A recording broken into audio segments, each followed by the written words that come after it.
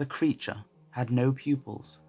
Its eyes were milky white, speckled with tiny veins, and yet they seemed to stare at the viewer from the confines of the image. Its skin looked vaguely grey and lifeless. There were red splotches where blood had recently sprayed onto its features. Despite all the differences, I could still tell that this thing used to be me before the AI had made its alterations. I had held up one hand next to my head when the initial photo was taken, making a peace sign. The creature also held up its hand, but it wasn't making a peace sign at all.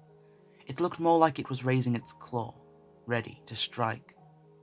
Its nails were long, bony claws that melted into the flesh of the fingers, impossible to tell where one ended and the other began. "Holy crap, you look like you're a movie monster from the 70s. Claire pointed at the photo and began giggling. Others joined in, and I couldn't stop myself from laughing along with them. It was a genuine laugh. Yes, the picture was creepy, but not in an unsettling kind of way. It was creepy like a cheesy B-movie poster. Nothing about it was actually concerning or frightening. At this point of the evening, we had been playing around with Mark's new app for about half an hour. There were 10 of us. Most already had gotten the chance to try the AI out. Mark had been working on it for a few months. All you had to do was to take a photo, then wait for half a minute to a minute while the AI on his computer upstairs tried to create a caricature of your face. Sometimes the app just spat out nonsense, but when it worked, the results were always unique. The AI had a skill for exaggerating little details none of us were even consciously aware of. Mona had been given extremely pronounced cheeks, which made her look like a chipmunk. Thomas's chin had been elongated until it nearly broke past the lower bottom of the screen. And for Andrew, the machine had taken the liver spot above his right brow, then duplicated it until his whole face had been covered in brown dots. In my case, the machine had decided to turn me into some sort of ghoulish creature. "There, you see," Mark said, and pointed at the photo. "The AI really notices all kinds of stuff you normally miss. In your case, it focused on your fingernails. They look way longer with the way you angle your hand in the photo. That's why it mashed you together with the image of some clawed monster. Here." He leaned forward until his finger touched the screen. With a few swipes, he flipped back and forth from the original to the altered image, ecstatic about how well his work was received. "What's that thing next to my ear supposed to be, though?" I said. In the altered picture, something hovered on the right side of my face, inching towards my ear. It looked like a pale tendril with the texture of sickly skin. Mark took the phone from my hand and squinted at the photo. "Don't know.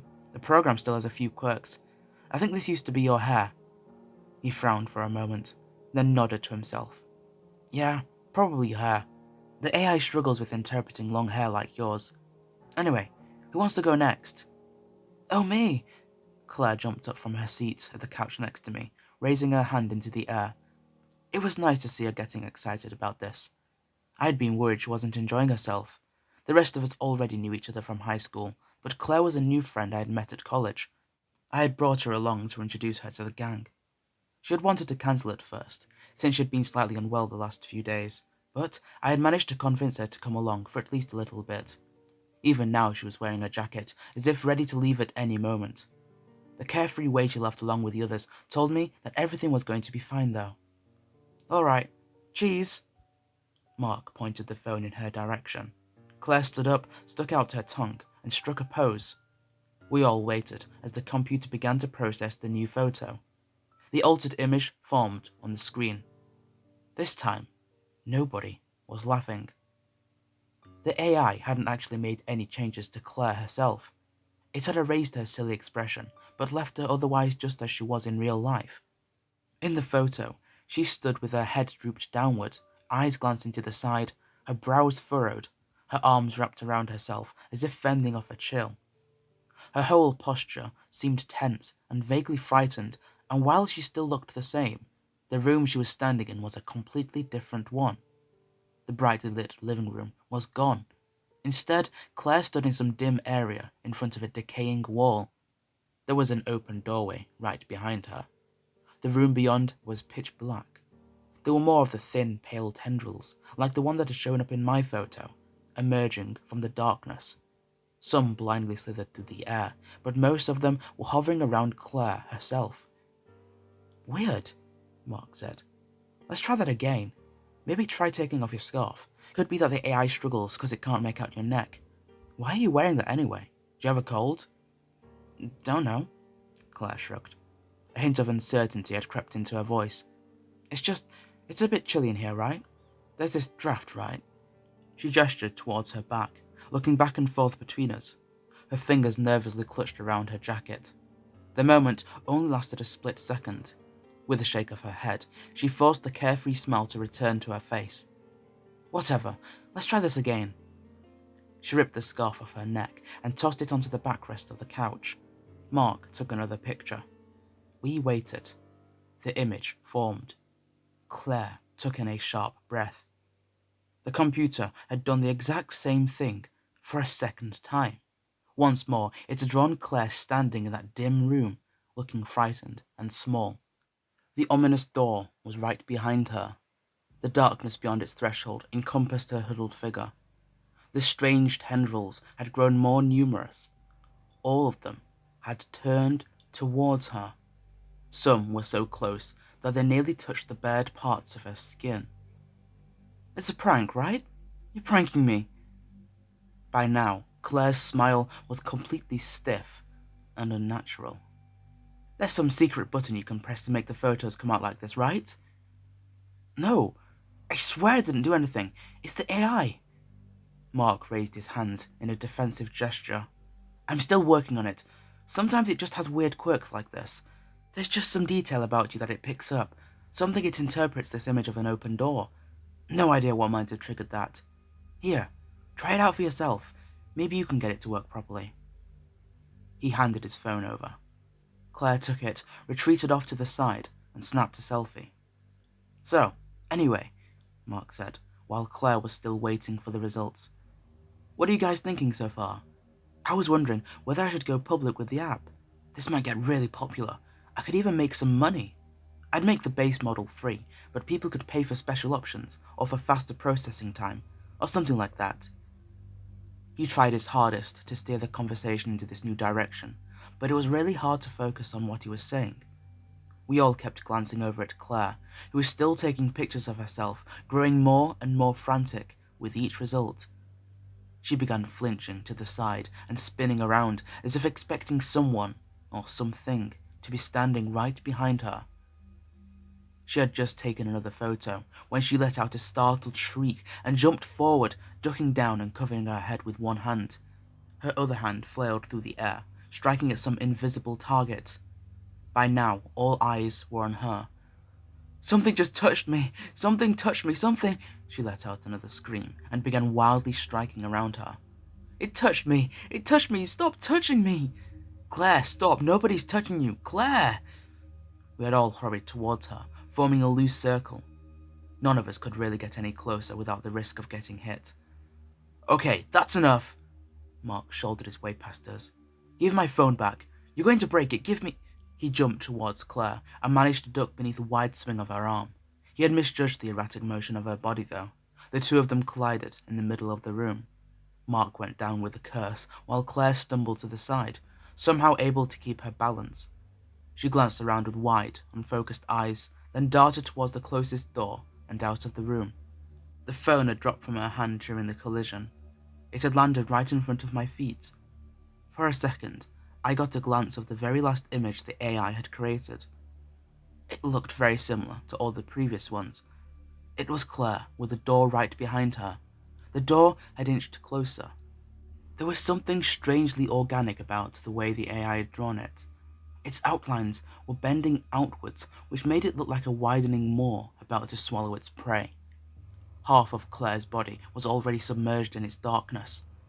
Her hands were clinging to the wooden frame, desperately holding on, while thin white tendrils had wrapped themselves around her. They were pulling her backwards. Tears were in her eyes. I didn't get to take in any more of the details, because just at that moment, the real-life version of Claire let out another scream. This one wasn't just a startled shriek like before. It was a mindless, guttural roar, loud and painful. I could hear the coarse rasping of her vocal cords. The worst thing about it was how it just suddenly cut off.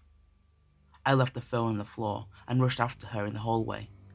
She wasn't there. I pulled open the door to the small downstairs bathroom, expecting to find her curled up in the middle of the floor. The room was empty. I hadn't heard her use the front door, but it was the only other exit, so I went and looked out. She was neither in the driveway nor anywhere on the street. As I stood there, staring out into the night, a sudden gust of cold air hit me. Not coming from outside, but from somewhere right behind me. The icy draft was intense and unnatural. It seemed to phase straight through my clothes, licking over my bare skin. I held my breath and froze. "Is she okay?" The question startled me into motion. I slowly turned around and found one of the others peering at me from the living room. "What?" I said. "Your friend, is she okay?" No, I don't know. I think she left," I answered, as I stepped away from the front door. "The hell's wrong with her? Goddamn psycho bitch." Mark had retrieved her phone and was turning it back and forth in his hands, squinting his eyes as he looked for damages. "I swear, if she broke something..." He aimed the camera at me and snapped a picture. "Well, can you blame her, with that creepy shit your app kept doing? What the hell was that?" "I've already told you. That's not my fault. The AI just messes up sometimes, and I have no idea why. It happens, okay? There was just some detail about your freak friend that kept triggering something, and..." He suddenly fell silent, staring at the screen of his phone where the computer must have just sent the result of the last photo he had taken. A slight tremble went through his lips. What is it?" I said, and took a step closer. He startled away from me, then forced himself to stand still, squaring his shoulders in a confrontational way. He pushed the phone into his pocket. "It's nothing. It's just a bug. Something's broken." He began to turn away. Another cold rush of air hit me from behind, and I took another panicked step towards him. "No, seriously, what is it? Show me the picture. I want to see." "I said it's nothing," Mark shouted. He took a deep breath, then continued at a normal volume. "It's just broken, all right? I don't have time to show you. I have to go upstairs to check on my computer. It's probably overheating or something. If you're really so worried about all of this, then how about you just take care of your weirdo friend instead of bugging me?" With that, he turned completely and stomped away. Part of me wanted to follow him upstairs to demand to see the picture. A more rational part of me conceded that he was right. It was still more important to make sure Claire was okay. I could still demand to see that photo tomorrow if I still really thought it mattered by then. And so, I left. Claire's phone couldn't be reached.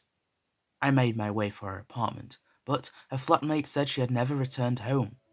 She didn't turn up for a part-time job the day after as well, and when Monday came around, Claire was not in any of her classes either. Nobody has seen her. Nobody has heard of her. None of us who were there that night can explain what has happened. Most of them speculate that Claire might have had some sort of mental illness, which was triggered by the series of unfortunate images the AI had coincidentally created. Some even speculate that the whole event had just been faked by Mark, who wanted to create some sort of viral story to accompany the release of his new app. According to them, Claire had been in on the whole plan, and is just laying low, waiting for us to spread the word of how she disappeared after the AI had created a bunch of ominous images. The whole theory doesn't make any sense to me though. Mark and Claire didn't know each other before that night. How could they have conspired to do any of this? And if Mark really wanted us to spread the story on social media, wouldn't he be eager to send us the pictures that Claire took that night so we could share them with the internet? Instead, he has gone completely silent, not responding to any emails or calls, not even answering his doorbell. I really wish I could see the last photo he had taken of me back then. Maybe I'm just going crazy. Maybe I'm just getting way too wrapped up in this whole situation. But ever since that night, I keep feeling this cold blast of air drifting against my back, as if I am standing in front of an open doorway. And every now and then, I can feel a slithering touch stroking faintly against the exposed skin of my neck.